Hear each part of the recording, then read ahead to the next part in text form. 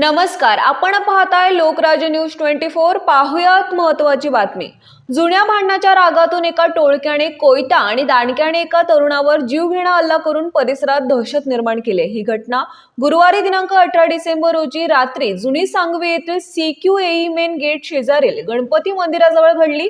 या प्रकरणी प्रथमेश प्रशांत कवडे वय वर्ष 21 राहणार जुनी सांगवी यांनी गुरुवारी दिनांक 18 रोजी सांगवी पोलीस ठाण्यात फिर्याद दिली आहे। त्यानुसार आयुष नरेश गोहिरे वय वर्ष 21, विराज अधिकराव काटे वय वर्ष 22, ऋतिकेश गोहिरे वय वर्ष 20, सिद्धार्थ निकाळजे वय वर्ष 23, सागर जगदनकर, आर्यन थोरात वय वर्ष 18, हर्षद अधिकराव काटे, शुभम बाळासाहेब ढवळे वय वर्ष 21, सार्थक कदम, साहिल औदुंबर पाटील, मयांक गायकवाड आणि रित्या गुरव यांच्या विरोधात गुन्हा दाखल करण्यात आला आहे। फिर्यादी आणि त्यांचा मित्र थंडीमुळे शेकत बसले असताना आरोपी दुचाकीवरून तिथे आले। जुन्या भांडणाचा राग मनात धरून आरोपींनी फिर्यादीला तुझा मित्र कुठे आहे असे विचारत कोयत्याने डोक्यावर वार केला।